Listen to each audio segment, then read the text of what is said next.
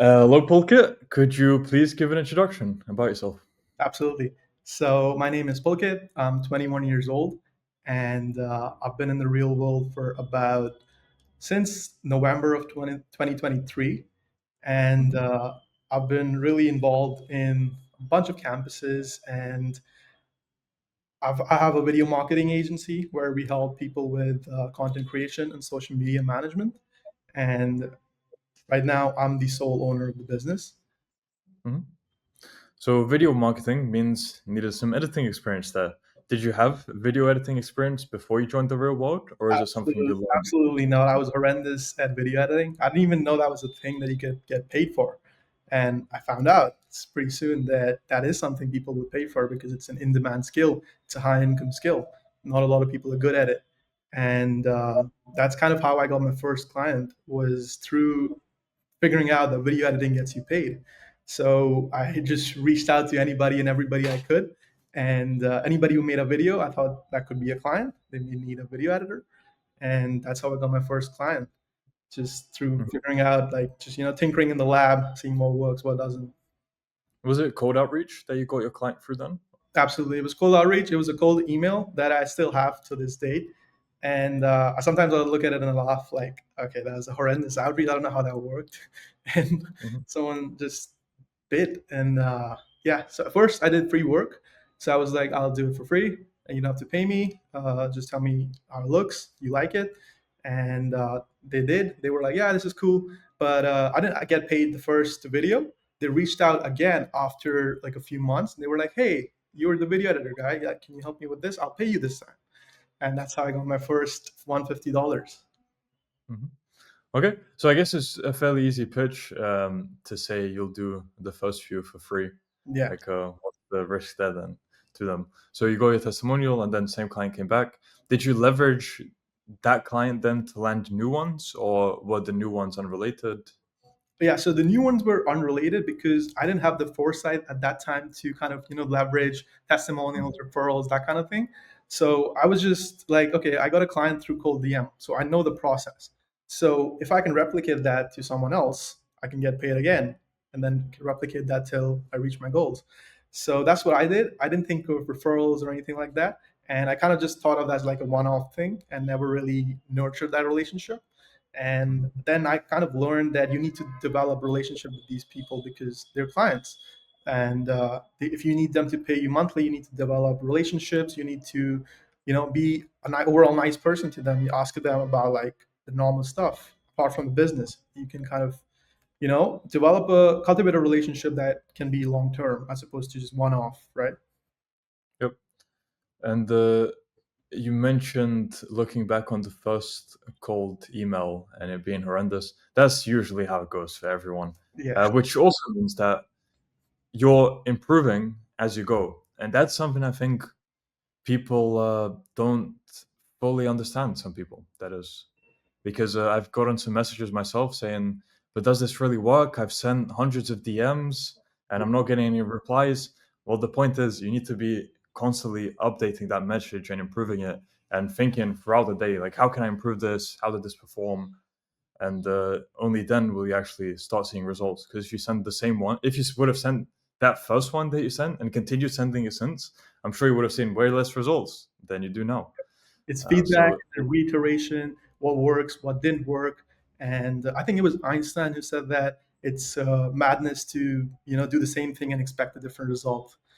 mhm. And that's kind of how like science of business works. You kind of take the feedback and evaluate it based upon that, not on your own feelings or what you think might work. It's all about what actually works. Mhm. Yep. So let's say to modern day now, how many clients are you working with or have you worked with, and what has that generated you in terms of Yeah. income? So overall, I think I've worked with over 20 clients in the whole lifetime of my agency. But right now, I'm only working with a select few, so about 6 to 7 clients that pay me monthly. And right now, my agency is doing about 8 to 9K per month. And that fluctuates. Sometimes it's more, sometimes it's less, because sometimes I get bigger projects, sometimes it's business as usual. And right now, my goal is to just, get over that 10K mark and sort of, get that achievement. under my belt and continue scaling till I reach at least 20K a month. I think that would be a comfortable goal for me. And right now we're on track to do that if I continue on the trajectory that I'm on. I hear some buzz chirping on my side that came through for yours as well. Just ignore. Um, okay, so you said 8 to 9K, and that's as a 21-year-old, so very substantial. Yeah. Uh, I guess we can get into background then. What were you doing before you got into the real world? Yeah, so I was actually in a university in Canada, and this was I remember this time specifically because it was the winter, and you can't go out in winter in Canada. It's like really, it's like you can't go out. It's just like you stay indoors, and you get the winter blues. You're kind of down. You're on the internet, and that's how I came across the real world and what opportunities it presents because I was in two minds. I was studying economics, and I was like, I was paying in total of 250K to complete my degree. That's how much I was paying, and I was in my second year at the time, and I had to take a call whether to continue this path or kind of take a break and drop out. And that was the pivotal moment, and I chose to drop out and continue this real world. And this was when wasn't making that much money either. I was just hoping for another path other than the university one because I looked at the math and I was like, if I graduate, I'm going to be making like 50K a year to start with, and then the taxes and then the expenses, living costs, everything like that. I'm going to be not where I want to be. So the only other option is to kind of explore other ways because my only asset when I'm young is my energy and my time, and I wanted to utilize it the best way possible. And I didn't think university was that for me. So I kind of dropped out and started my business. Yep. Um, so it's basically you saw the potential after getting into the real world. You saw the potential that it had to generate you way higher income than if you were to work for a 9 to 5 or whatever, work for corporate. Absolutely. Uh, I guess was a similar thing in my case, but interview was about you, so I won't go into my case as well. But yeah, is it something you always wanted to do then to become an entrepreneur, I was actually, or yeah. yeah? So I was never really into business or entrepreneurship. I used to think themselves like as selfish capitalists. You know, when you hear about Bezos or Elon Musk, they have billions of dollars, but they don't like contribute to society or whatever. That was me, naive thinking, college liberal thinking. And once I kind of got away from that thinking and started thinking about things logically and rationally, I realized being a business owner is the most sovereign thing you can do as a man, as an individual. You have control over your finances, which gives you control over your life and other aspects of your life, like where you want to build your life, which country, what laws you want to be governed by. Like all these things stem from finance. And if you don't have control over your finance, you're basically attached to something else, whether it's a company or the government or someone else. Hmm. Yeah, well said. Um, so, if you hadn't joined the real world, what were your plans? What would you have done instead? Like, would you have just continued with the economics degree, or was that around the time that you realized you should be doing something else? So I think if I hadn't joined the real world, my plan was just to graduate, do my 4 years, and get an economics degree, get a job at some company, which would pay me a starting salary of like 50, 60K a year. And I would live in Canada and probably save up till I could, move out or something. Like I didn't have any plans after my graduation So, super substantial change, and here you are now. Uh, why did you actually end up taking that leap to join the real world? What? because I saw so many people, so many wins, and something. It was something different. It wasn't like anything I'd seen before. Because I'm a really good target demographic for a lot of these this category, but I never really came across something that was that different. I saw about the new wealth creation methods. I saw about the wins channel, which was pretty unique because most people don't show. They just talk about it. Now you can make six figures doing that. You can make seven figures doing that. But then I saw the wins, and these people, they look like me. They were like, yeah, this guy is young. This guy's just in university. He's working a part-time job. These aren't like made men. These are like young guys like me. So that's what made me think that was possible, and that gave me like a glimmer of hope. And this was also the close to the COVID times, and everything was kind of in a frenzy, and there was crypto going up, and like online businesses were now like really lucrative. People were shutting down their physical businesses. So this really seemed like the natural path forward in the future. So that's what drew me towards it. Okay. Makes sense.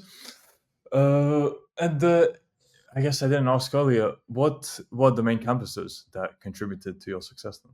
The first campus I remember joining was the SMCA campus, and I credit a lot to Dylan. Dylan is an amazing teacher, and his courses, his one-on-one help that he has in this Ask Dylan channel, that has been immense. Because anytime I have something unique that I want to get help on, he's always there. Like, whether that's in the live calls, whether that's through text, and being part of the 5K plus and 10K plus channels as well, that's also really helpful, because then you can kind of talk to other people who are in your space and in your mindset, and that's really helpful. And I also took a little bit of help from the Business Mastery Campus that has a really comprehensive course on business, sales, marketing, and all the essential things that you need to make like an online income. That was really helpful as well.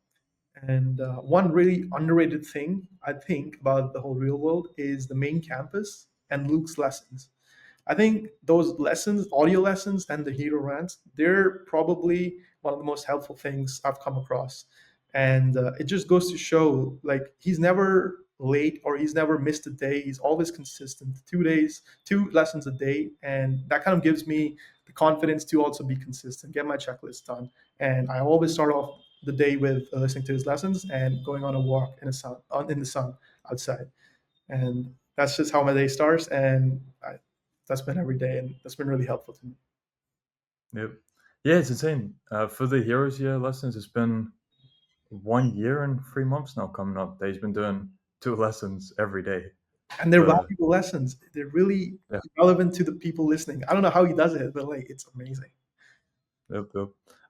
So I'm assuming you're in Heroes Year since you mentioned that. Would you, what would you attribute, or how was the experience for you of being in the Heroes Year?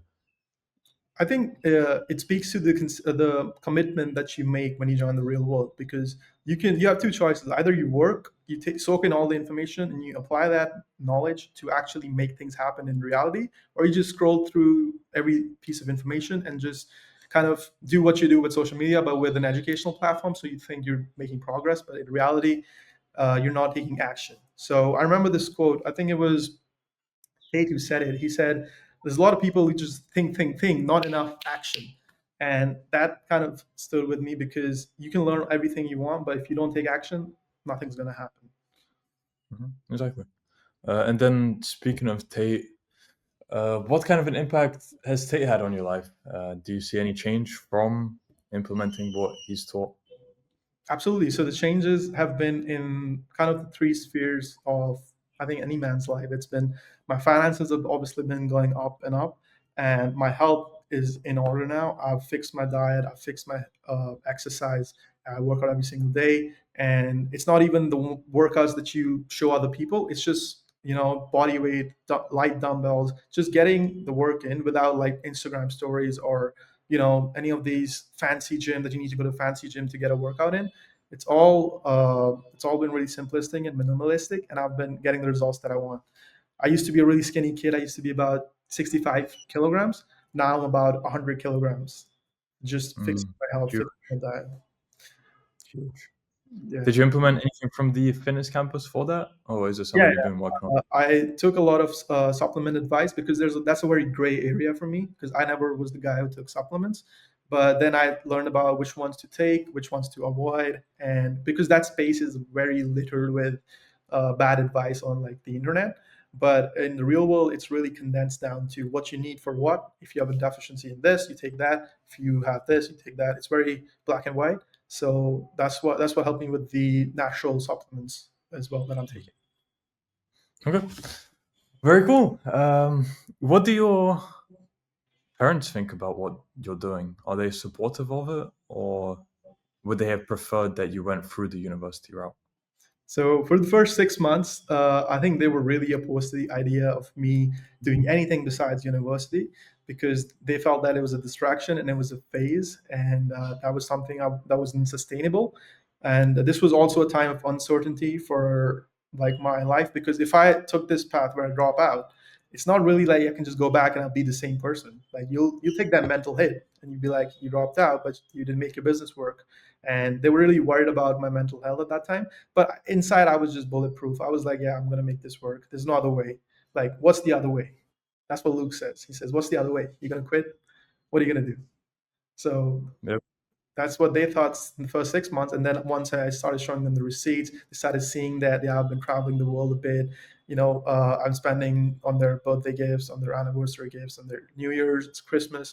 They started to realize, okay, this internet thing. And when I bought like equipment like this mic, I bought a new laptop, I bought a new desktop. Like they started to see what was actually going on, and it's bringing money in. So now they're 100% supportive of it. And they don't even know exactly what I'm doing, but they just know it's the right thing right now.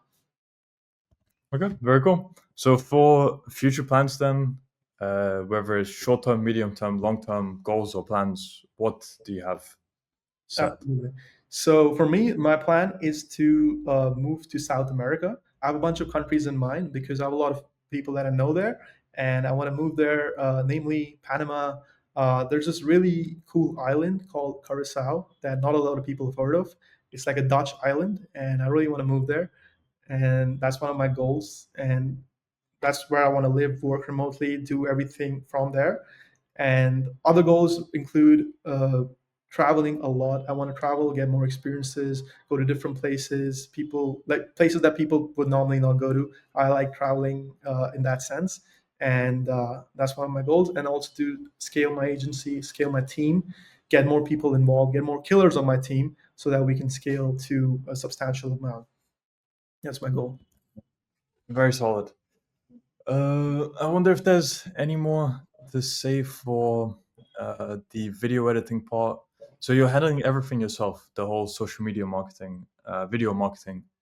Um, Uh, I have a couple of contractors who do the video editing stuff, the fulfillment stuff. I see. Okay, but when you said sole owner, I guess I misunderstood then. So sole owner, but you have contractors doing things for you. Yeah, So solid. When did you implement that, and how did you find them? yeah. So the first thing was when I was taking on too much work, I was getting too much work in, and video editing is a very time-consuming job, and I really wanted to outsource that part because I like sales. Like I like talking to people on Zoom calls and convincing them to buy my service and helping them out and showing them results a month later. I really love that entire process, and that's what I'm good at. So I decided to outsource all the video editing, thumbnail work, and some copywriting stuff to people that some of them I found through the real world, some of them I found through Upwork and other platforms like onlinejobs.ph. It's really useful for online businesses, like for hiring virtual assistants or any sort of job really. And that's I did that when I realized I couldn't take on all the work myself. And then you teach them your editing style. I'm assuming, right?